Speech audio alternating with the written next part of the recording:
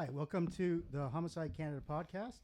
I'm Phil, and I'm here with my co-host and producer, Tami. This is episode 79. In this episode, we're covering all the homicides that occurred. Well, not all the homicides, but we'll talk about a lot of the homicides that occurred in Canada in April of 2026. So, I don't know, in case you haven't listened to the podcast before, just stumbled on it, we have a website too, homicide.canada.com. You can go there. We have try to have a post for every murder. We're on social media, Facebook, Instagram. Our email is info@homicidecanada.com. So yeah, you can hit us up there if you have a question, or maybe we've missed a murder in that. Something that's, people will message us that way because we don't get all of them. All right. So what we usually do for these monthly roundup podcasts is we go through some stats at the start for Canada and that. So we're doing this May 27th, and so far we found 222 homicides and 158 males, 52 females, and that projects out to 551 for the year versus the 583 we found last year. So, yeah, that's pretty close, I think. Yeah. So, not that different. Projected homicide rate per 100,000 is 1.33. We always miss some compared to, I think, Statistics Canada. Sometimes some come late, too. Yeah. And that. So, just be aware of that. For female projected, I think we have so it's projected 129 versus 143 last year, so a bit less. And for men, that's projected out to 392 versus the 404 last year, so pretty close. All right, so let's go through the provinces and territories and see which ones have the highest murder rate per 100,000 so far in 2026. So at the top is Nunavut with 17.8, which that's crazy, but quite a far ahead of all the other provinces and territories. But there's not many people in Nunavut, and there's been a few murders.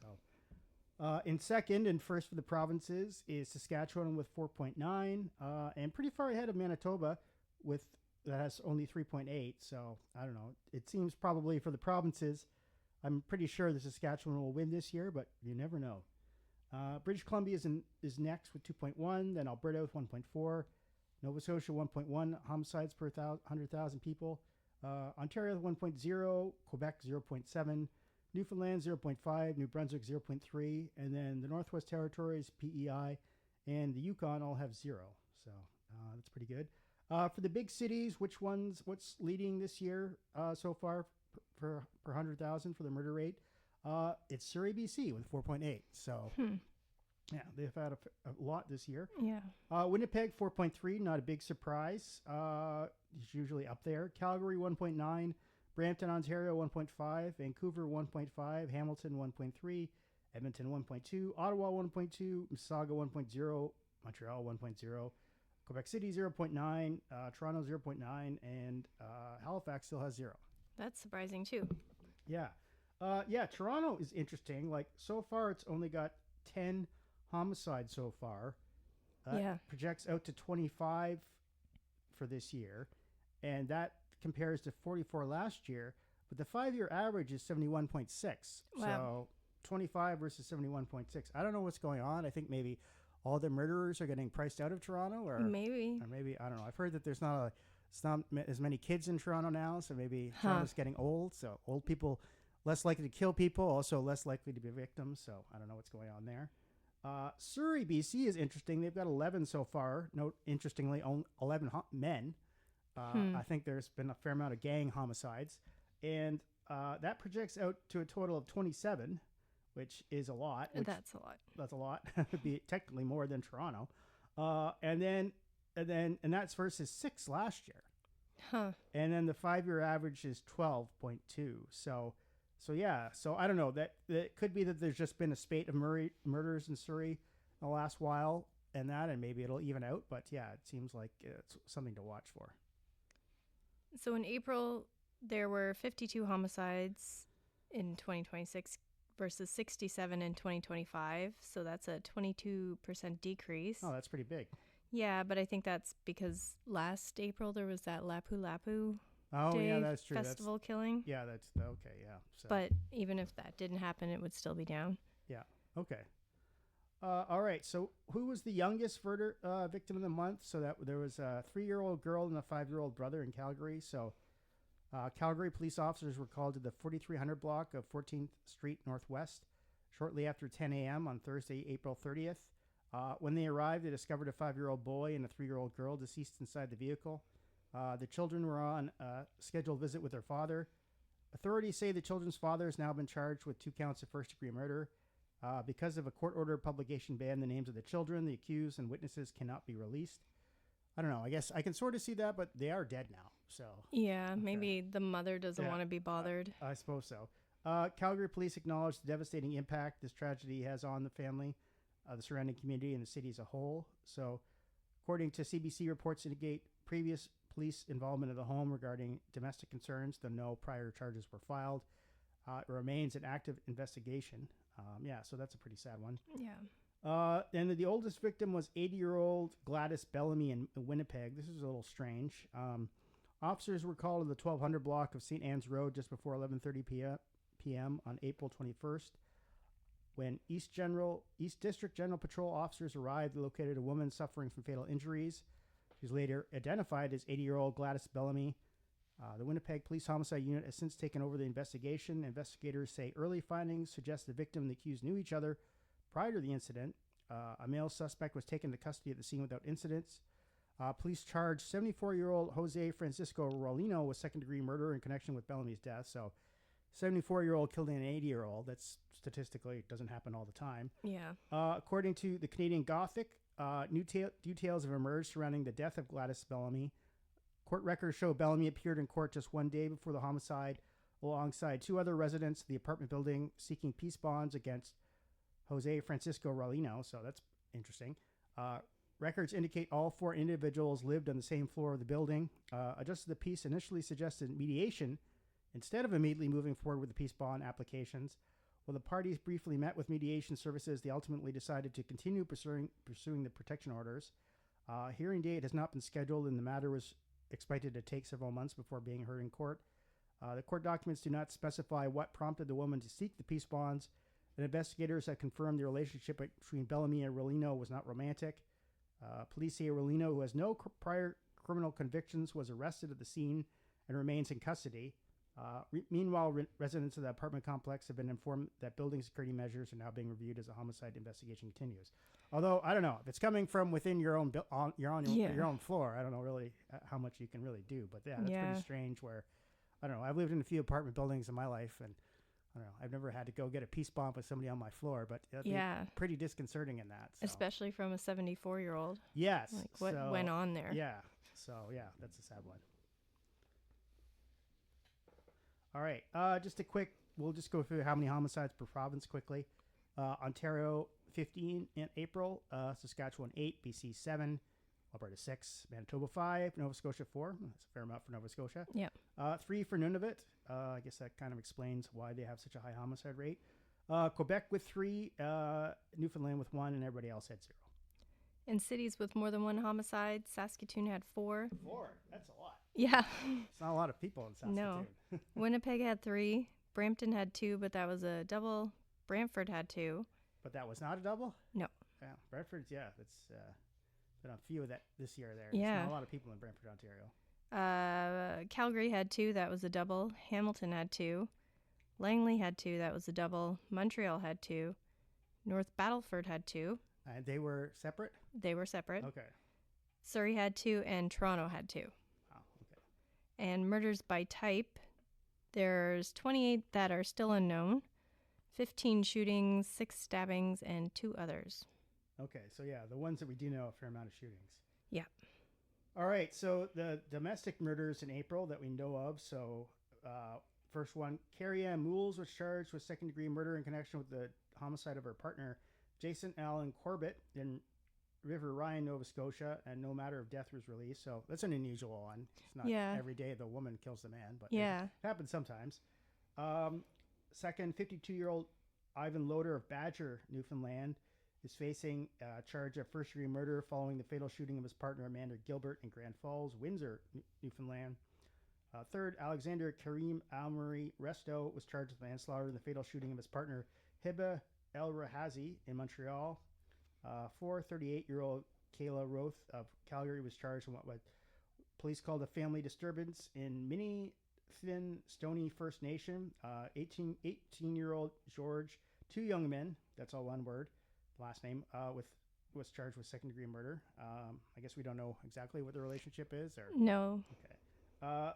5, Patty, is it Patty or Party? Party Shaw. Party. Was charged with second-degree murder in the fatal stabbing of his mother, Farnaz Farahani, in Ottawa, Ontario. And then the last one was the unfortunate 3-year-old girl and 5-year-old girl in Calgary we mentioned earlier. All right. Now we come to the roundup ones that we look at a little bit more in depth and some of the homicides that occurred in April. So Toronto police are investigating a fatal shooting in a North York park that has now been identified as the city's 7th homicide of 2026. So officers responded to reports of a shooting near Marley Avenue and Glengrove Avenue West at approximately 12:24 p.m. on April 30th. When police arrived, they located a man suffering from multiple gunshot wounds. He was pronounced dead at the scene and later identified as 47-year-old Daniel Stopnicki of Toronto. Stopnicki was a respected figure in Toronto's computer graphics and gaming communities. He was recognized for his work in real-time interactive media, augmented reality, and game development. Stopnicki served as a chief technology and innovation officer for several technology companies focused on 3D interactive, mobile, and virtual reality projects. He was also a dedicated educator, teaching and mentoring students at Seneca Polytechnic and Centennial College. In addition, he served on Sheridan's College's Games Development Program Advisory Committee.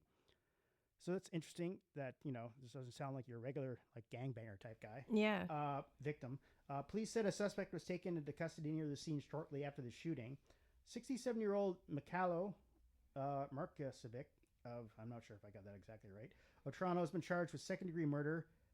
He's an interesting guy, the alleged perpetrator.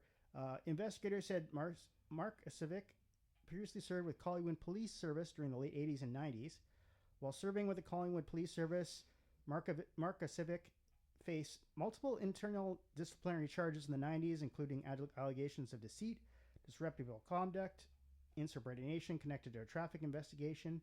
He resigned from the force in 1995 before the non-criminal disciplinary matters proceeded. He was also acquitted by a jury in a 1990 assault case involving allegations he punched a man and threatened a witness. In a separate family-related case, Markosevic was charged with assault causing bodily harm and uttering threats against his mother, but those charges were later dropped or did not appear in court.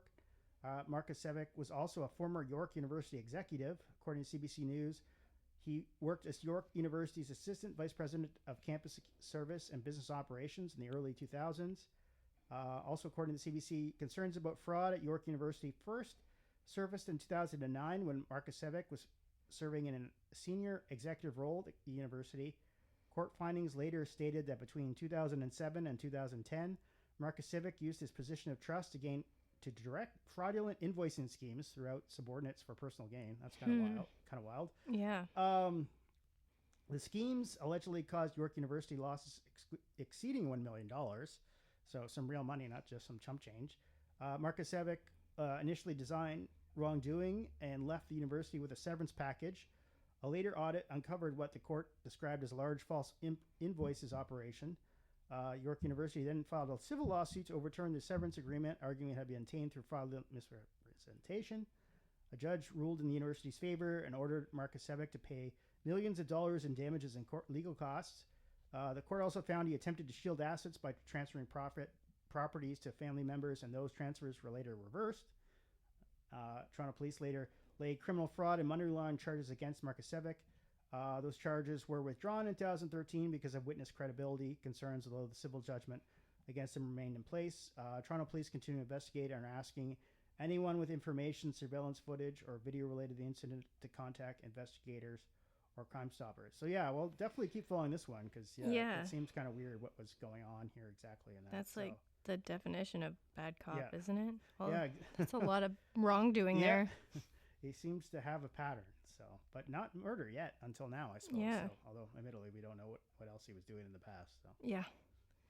Nova Scotia RCMP have laid first-degree murder charge in connection with the disappearance and death of 61-year-old Stephen Boudreau. Stephen Boudreau was reported missing from Hopewell on April 19th.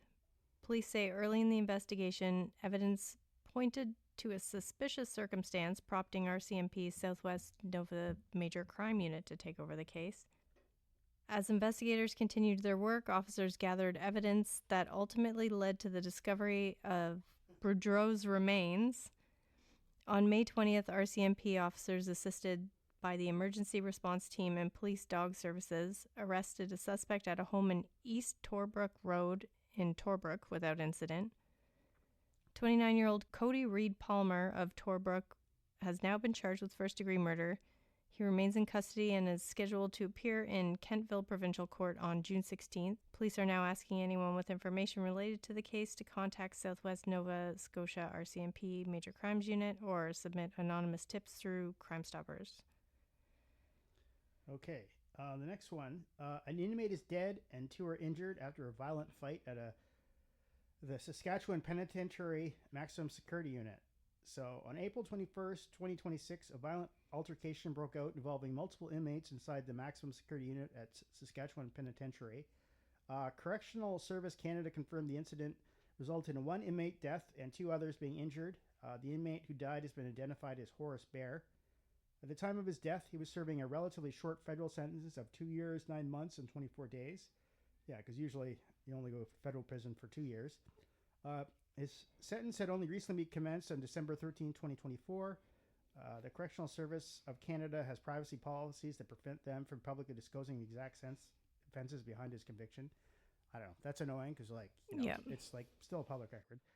2 other inmates were taken to hospital for treatment. 1 was later returned to the institution the same day, while the other remains in hospital. No correctional staff were injured during the incident. Following the fight, the Maximum Security Unit was placed on lockdown while operations were adjusted for safety and to allow investigators access. The RCMP launched an investigation of the incident. 2 inmates, 26-year-old Eugene Cass and 25-year-old Britton Volk, have each been charged with second-degree murder. Case was additionally hit with an aggravated assault charge. Inmates Stephen Smoky Day, 26, and Lauder Bear, 26, were also charged with aggravated assault in connection to the non-fatal injuries suffered by other prisoners. What were the accused serving time for? So Britton Volk was serving a mandatory life sentence with no chance of parole for 25 years. He received this sentence in October 2025 after pleading guilty to first-degree murder for the executional-style shooting of 35-year-old Aaron Lunan near Regina. So the max sentence for second degree is 10 years life, but with no chance of parole for 10 years. So it'll be interesting. I guess so that's less than the 25 years to life he's serving. Yeah. Already. I would assume though that the one thing it would affect is when he goes for parole in 25 years, that might make it tougher considering you killed somebody else in prison. Yeah. Eugene Cass was serving a 15-year prison sentence, ordered to spend 12.5 years in jail after factoring in time served in remand. He was sentenced September 2025 after pleading guilty to manslaughter for a methamphetamine fuel gas station killing in Saskatoon that occurred in 2023. So yeah, maybe the second degree, if it sticks, if they don't plead down to manslaughter, or I don't know, the guy gets found somehow innocent, which I'm not betting on, but yeah, could be possible. But yeah, so yeah, it's interesting. Like these guys kill again in prison, but I don't know what it'll do with their sentences because they don't get tacked on after. They'll just run concurrently. So yeah. Sarnia police have confirmed an update in the fatal shooting at a Lambton College campus bar that left 1 man dead and 2 others injured. The incident happened in the early hours of April 10th, 2026 at approximately 12:52 a.m. when police were called to reports of gunfire. When officers arrived, they found 3 people suffering from gunshot wounds. A 20-year-old man from Sarnia, identified as Dane Nisbet, was rushed to hospital with life-threatening injuries but later died. The 2 other adults were also injured, though their wounds were considered not life-threatening. Given the severity of the incident, multiple police units responded, including the emergency response team, K-9 units, while forensic investigators began processing the scene and collecting evidence. In the days that followed, investigators identified and located several individuals connected to the shooting. 2 women had been with the suspects at the time and were later located and released without charges. Search warrants were then executed at residences in London, Ontario, where police recovered a vehicle believed to have been used in the shooting and made additional arrests. Among those charged is 23-year-old Udom Richard Bunn of London, who faces a charge of second-degree murder and 2 counts of attempted murder. Police also issued warrants for the primary suspect, 24-year-old, I think you pronounce this Kyaw? It could be. It's Kyaw, Chin Do, who was accused of being the shooter. Over the following weeks, the investigation continued across Sarnia, Point Edward, and London, including multiple coordinated raids. Several individuals were arrested in connection with the case, including 2 19-year-olds facing firearm-related accessory charges. And on April 27th, investigators located Doe at a residence in London. London police surrounded the home, and Doe ultimately surrendered without incident. Kyaw Chin Do, 24 of London, is now in custody, and he's facing charges including second-degree murder, 2 counts of attempted murder, and possession of a firearm while prohibited. Police continue to ask anyone with information about the case to come forward or contact Crime Stoppers anonymously. Yeah, so it took them like 17 days to find this one guy. So, yeah. But it does look like some people were charged with accessory after the fact then, or? Yeah, I guess. Yeah, it's pretty weird. So like, yeah, because like this was what? The Sarnia Community College bar? Campus bar, yeah. Campus bar, so. I guess you don't have to be a student to go to a campus bar. No, I guess not. So, but seems like kind of a strange one. Yeah, we'll keep following it. All right. On to the next one. So Hamilton police investigate a fatal shooting at Jackson Square Mall that left a 16-year-old boy dead and prompted a large-scale response to the downtown core. So officers called reports of gunfire at the mall around 5:10 p.m. on April 24th. I guess was that a Friday or? Yeah. Investigators said the victim was able to walk into a nearby wireless store after being shot, where he collapsed. Emergency crews arrived and rushed the teen to the hospital with critical injuries, but he later died. He was identified as 16-year-old Nabil Ascafe, I'm not sure, Ascaf maybe, of Hamilton. Police said early information suggests the shooting was targeted and that an altercation happened shortly before the gunfire. Tami spoke to 2 witnesses as she was about to enter the mall right after it happened. So you said an elderly man reported hearing multiple gunshot and described a chaotic scene as shoppers ran for the exits. Yeah, he. I felt bad for him. He had a cane. He wasn't moving very Really? fast, but he was very rattled. Wow. So because you were just like looking to go into the mall basically when it all when it all happened. Yeah, I was there with a friend and we were trying to get to the pharmacy in there and we couldn't go in. Okay. And then also one witness said people were being stopped and searched by police as they left the mall because they matched suspect descriptions. Investigators said the suspects fled the mall through an exit on King Street West and ran eastbound. At the time, police described 2 suspects as white males, one wearing a gray tracksuit and the other a blue tracksuit. On April 25th, police said they were searching for a 14-year-old boy in connection with the shooting who was facing a charge of second-degree murder. They also sought another individual. Another individual was believed to be with him. A day later, on April 26th, Hamilton police confirmed the suspect surrendered to authorities after receiving court approval to publicly identify him. Police now say they've spoken to all individuals believed to be involved and are not searching for any additional suspects. So, yeah, that's a crazy one. Yeah, like a shooting like within a mall. Yeah, like right at the time that most of the banks and stuff would have been closing. And yeah, it was Friday. So it would have been busy. It would have been pretty busy. So, and that's not the there was a murder, I guess, outside not long ago, Jackson Square, but there's also another murder, I believe, in the food court maybe a couple of years ago, I think. Oh, really? I didn't know about that one. Yeah, I think somebody was attacked, I think. So yeah, like it's pretty, can't say that it's not like a lot of stuff happening there. So yeah, when I first moved here, my roommate and I used to call it Jackson Scare because it was a little rough then, but I guess it wasn't that rough compared to now. Peace River RCMP are investigating a fatal hit and run that left a 74-year-old man dead at a gas station in northern Alberta and have now confirmed an arrest in the case. On April 23rd, 2026, just after 4:20 a.m., officers were called to a Petro-Canada on 78th Street after a man was found deceased near a fuel pump. The victim was identified as 74-year-old Hashi Gould. Investigators say surveillance footage show the suspect stealing a taxi at the scene, getting into the driver's seat, and striking the victim, causing his death. Police believe the incident actually happened hours before it was reported. The stolen vehicle was later located and recovered by investigators. So is that because, I guess, like it was a rural gas station then? That I don't know, but why would it take forever to, I guess no one else was there, maybe? Or maybe. It's still strange. Yeah. I don't know. You think somebody would be working. Yeah. Where were we here? The case was taken over by the Alberta RCMP Major Crimes Unit, which began tracking the suspect's movements and asked the public for help in identifying both the suspect and the vehicle's route between the early morning and early afternoon on April 23rd. The vehicle was described as a red 2005 Dodge Caravan taxi with white lettering on the doors, a roof-mounted taxi light, and an Alberta license plate. The suspect was also seen wearing dark clothing and mismatched gloves. It's weird to be wearing gloves in April. Guess. In an update on April 27th, RCMP confirmed that Daniel Michael Champion had been arrested and charged with the case. He's facing a charge including manslaughter, criminal negligence causing death, and dangerous driving causing death. And police continue to ask anyone with information to contact RCMP or Crime Stoppers. So I'm guessing that Hashi was the taxi driver? Maybe. I don't know. I don't know.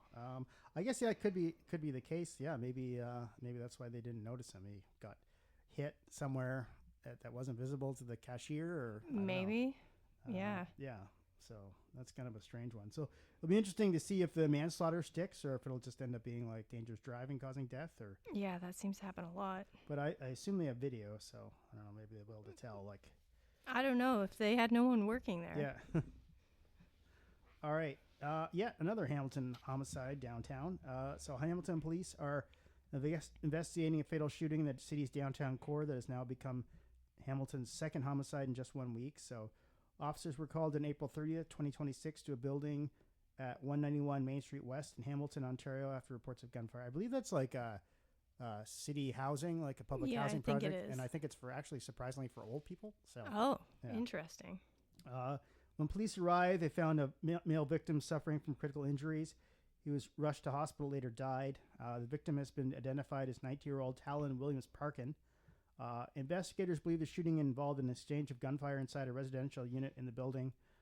Evidence at the scene suggests the victim was struck during that exchange, and police say it's possible the suspect may have been also injured. Because the investigation is still in its early stages, police are asking residents and businesses in the area of Main Street West and Carolyn Street to review any CCTV or security footage from the time of the incident for anything suspicious. Police said 2 suspects have identified in connection with the shooting.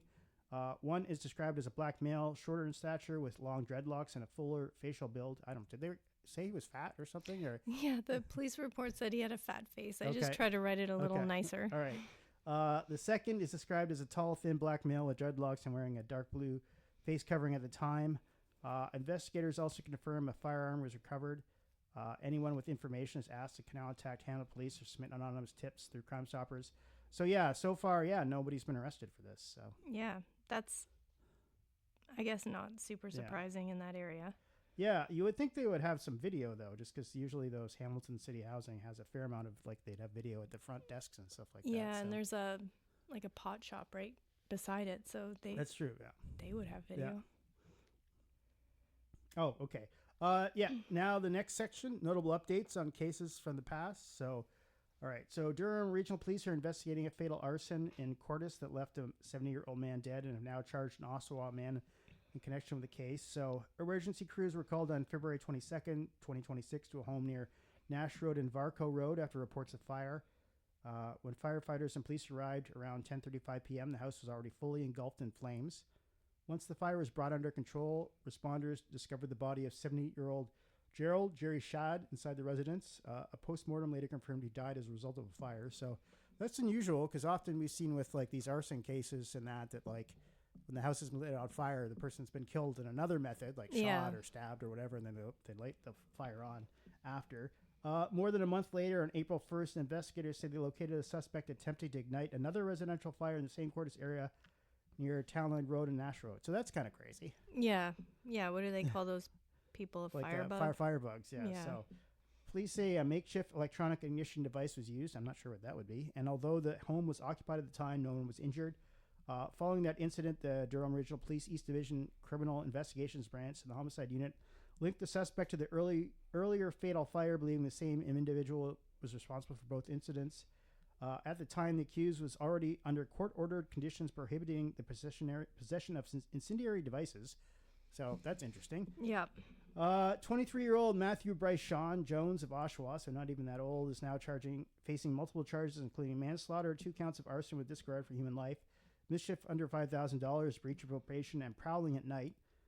He remains in custody and is waiting a bail hearing. Police are asking anyone with information, including dash camera surveillance footage, to come forward. Tips can also be submitted anonymously through Durham Regional Crime Stopper. So, yeah, that's kind of wild. Some guy just kind of and I don't know, doesn't seem like there's relationships at all. Yeah, it doesn't. That maybe this guy just kind of picked houses at random to light on fire and that. So, yeah, maybe there seems to be a lot of those people around. Yeah. David Slinger pleads guilty to second-degree murder. Julia McIsaac was a medical lab technologist at the University Health Network and described by loved ones as a compassionate and kind person. That's in Toronto, right? Yeah.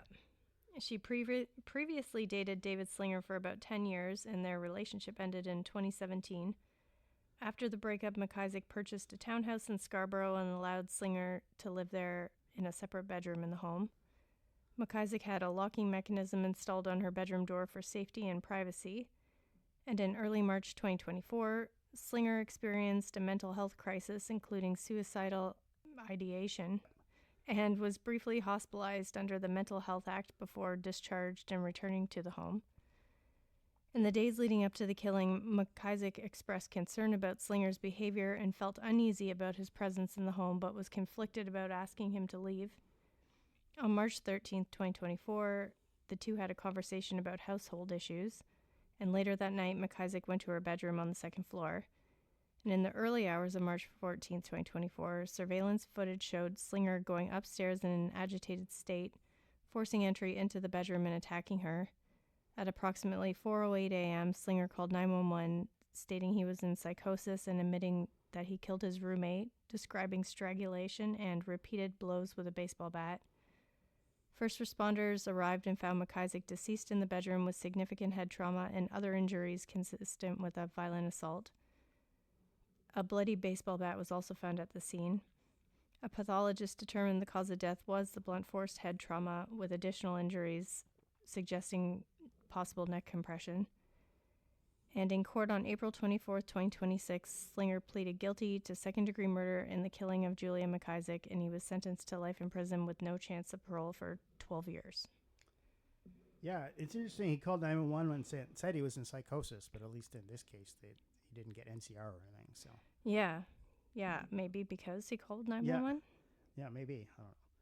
So yeah, that's a sad one considering. Yeah, she let him live in the home in that after they had broken up in that. And then, yeah, but it seems like she was worried about it having locks and video footage or surveillance in the home. All right, the next one. A trial continues in the death of filmmaker Riaz Habib, whose body was discovered in June 2023 inside a garbage compactor at his Liberty Village condominium complex in Toronto, Ontario. So yeah, this is a strange one. Yeah. So Habib, a USC, so University of Southern California Film School graduate, had lived in the building for years, directly above the unit occupied by Koa Tran and his wife, Kun Isabel Nguyen. Court evidence shows the relationship between Habib and Tran had become increasingly strained in the months before his death, mainly due to a dispute over smoke from Tran's balcony barbecue. All right, so the tension escalated in May 2023, including an incident where Habib confronted Tran and slammed a door over the smoke issue. Tran later testified the two even went on a long walk to try to resolve their conflict, though he said the relationship remained hostile. On the night of June 6, 2023, a visiting house guest stayed with the couple, testified she was told to sleep in a separate room while Tran was allegedly working in the living room. She later woke up around 3:15 a.m. to loud banging, dragging sounds, and repeated screams for help. When she questioned Nguyen about about the noise, she was told to go back to sleep and then might just be filming. The same witness also testified that after police began investigating Habib's disappearance, The couple allegedly told her not to speak to authorities and to keep silent. So that seems odd that you would kill the person when you have this guest over. Yeah. I don't know. Maybe do it when the guest isn't over. Tran has denied involvement in the killing. On the stand, he testified that he was in his own unit when he was awakened by screams and sounds of someone falling. He said he looked outside, saw nothing unusual, and regretted not calling emergency services. He also admitted to unrelated misconduct, telling the court he threw Habib's bicycle into the garbage during an earlier argument and lied to police about it, calling it a petty and regrettable act. Prosecutors, however, have presented a different version of events, pointing to digital and physical evidence. That includes a search on Tran's phone for instructions on mixing vinegar and bleach just days before the incident. They also told the jury that Habib's electronic key fob was used after his death to access the building's garage and garbage compactor area where his body was later found, wrapped and concealed. Also, didn't they say wasn't there a sign or something to lift it up in there or something? Or? Oh, I don't know. Okay. Thought I read that. A neighbor also testified she saw Tran leaving Habib's unit and locking the door the morning after the reported screams, something Tran denies. Tran is charged with second-degree murder. Nguyen is charged with being accessory after the fact and committing an indignity to a body. Both have pleaded not guilty. The trial is expected to continue in the coming weeks, so that's pretty wild. Over a barbecue? Yeah, okay. So, that seems It mad. seems like a lot to lead to murder in that. So. Yeah. And then, just the fact that it seemed to have happened while they had a house guest, so... Yeah, and then them telling their house guest not to talk to police, but saying it's nothing. Yeah. Okay, the next one here. A Toronto area man has been sentenced to 5 years in prison after being convicted in the death of his wife following a violent incident outside their Etobicoke home. This case dates back to September 25th, 2022, when Giuseppe Joe Zalerno and his wife Catherine Katie Zalerno were involved in a domestic dispute outside their residence. During the confrontation, Zalerno drove his GMC van into a curb and struck his wife. Katie, who had a teenage daughter, suffered catastrophic injuries and spent weeks in intensive care at St. Michael's Hospital before dying of those injuries. In June of 2025, a jury found Zalerno not guilty of first-degree murder but guilty of manslaughter. At sentencing, the court heard that the incident followed a series of escalating and conflicting violence that day, including evidence that earlier physical aggression captured on video. Prosecutors argued that Salerno used his vehicle to deliberately intimidate and harm his wife, while the defense argued that it was dangerous driving rather than intent to kill, also pointing to a mental health challenge and possible mechanical issues with the vehicle. The judge ultimately found that while there were no proven intent for murder, Zalerno's dangerous driving in the context of an abusive relationship directly contributed to her death. The court also noted aggravating factors including intoxication, the use of medication, and his decision to leave the scene without calling for help. He was credited for time already served, leaving him with just over 4 years remaining in custody. And family members of the victim have expressed disappointment with the sentence, saying it does not reflect the seriousness of intimate partner violence. Yeah, you have to, if he was charged with first-degree murder, if he would have had that, the minimum sentence is 25 years. So. Yeah, and, using your vehicle as an intimidation weapon? A weapon of intimidation? I don't know, I don't know. Maybe the brakes failed. I doubt it, though. Seems unlikely. Yeah. So just at that exact incident when you're... Yeah. So, yeah. I don't know. It seems like if you're going to kill someone, using your cars, if you want a light test is the way to go. So. Yeah. All right. The next one, Toronto police are investigating what is the Toronto Homicide 47 on 2023. So, involving the shooting death of 21-year-old rapper Daquan Dope Boy Demos. I don't know. Did you listen to any of his songs? No. Oh, neither did I. So. The incident happened on September 5th, 2023, around 4:55 p.m. in the area of Dolly Varden Boulevard and Ellesmere Road in Toronto. When police officers arrived, they found a black Toyota Corolla that had crashed into a tree. Inside the vehicle was Demos, I don't know how to pronounce it exactly or how he pronounces it, suffering from a gunshot wound. He was rushed to hospital but later died from his injuries. Days later, on September 11, 2023, police arrested 22-year-old Lawrence Bruce of Markham and charged him with first-degree murder, attempted murder, and multiple firearm offenses. In May 2026, more than 2 years after the shooting, a judge found Bruce guilty of second-degree murder. Court heard the confrontation began at a Scarborough gas station where Bruce confronted Demos over rap lyrics he felt were disrespectful toward his deceased friends from the Malvern Scarborough area. The situation escalated, and Demos allegedly threatened Bruce before driving away. The court heard Bruce then followed him through nearby streets, eventually blocking his vehicle and shooting him at close range. Bruce admitted he fired the shot, but claimed he only intended to scare Demos and acted out of fear and anger. The court rejected that explanation, pointed to surveillance evidence showing Bruce pursued and cornered the victim and had opportunities to walk away but chose not to. The judge also dismissed the defense argument of provocation, saying that an ordinary person would not have lost control in the same situation. Lawrence Bruce has now been convicted of second-degree murder in the death of Daquan Demos. So, yeah, that's kind of wild. Like, you see some guy at a gas station, and, I don't know, I guess he's been singing some rap lyrics with the death of your friends, and then you kind of, like, follow him and then shoot him in the head, so. Yeah, that sounds like, I don't know, like Tupac stuff. These kids. Yeah, exactly, so. Okay, another Toronto one. There's been a lot of Toronto updates, but not really Toronto. Yeah. So a Toronto police officer is facing a manslaughter charge in connection with the fatal police shooting at a hotel in Niagara Falls last year, according to the Special Investigations Unit. The incident happened on July 30th, 2025, when members of Repeat Offender Parole Enforcement, or ROPE Squad, went into a hotel in Niagara Falls to locate a man wanted on a Canada-wide parole revocation warrant.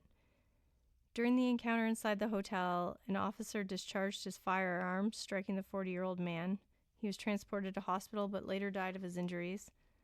Following investigation, the SIU says there are reasonable grounds to believe criminal conduct occurred.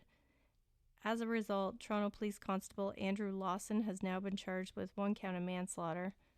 Lawson was arrested at SIU headquarters and released under conditions. He is scheduled to appear in court in St. Catharines on May 6th, so that has happened already, but we haven't heard anything. SIU says they will not be releasing further details, noting the cases before the courts. Yeah, it's unusual in that for, like, a police officer to get charged in one of these cases, so I'm surprised. Curious to see what happens. Also, like, discharging firearm in a hotel is kind of interesting too. All right. So 3 men have been found guilty of first-degree murder in the 2022 killings of an elderly Abbotsford, BC couple during a violent home invasion. So this is a very disturbing one. So Justice Brenda Brown delivered the ruling finding Abhijit Singh, Gurkaran Singh, and Kushveer Tour guilty in the deaths of 77-year-old Arnold De Jong and 76-year-old Joanne De Jong in Abbotsford, British Columbia. The court heard the couple was attacked inside their home in May 2022. Arnold De Jong died by asphyxiation after his head and face were wrapped in duct tape. His wife, Joanne, was beaten and had her throat slashed. All 3 accused were in their 20s at the time and were arrested in December of 2022 after the bodies were discovered earlier that year. Prosecutors told the court the man had previously done cleaning work at the residence and returned during a planned home invasion. They said the couple was killed to eliminate them as witnesses while the men stole items including checks, credit cards, and a power washer. Yeah. During the judge-alone trial, the court also heard evidence suggesting the accused searched online about murder penalties in Canada and accessed news coverage of the killings after the fact. The defense argued the incident was a botched robbery rather than a planned double murder. The judge rejected that claim. So, yeah, it wasn't a jury trial, it was a judge trial.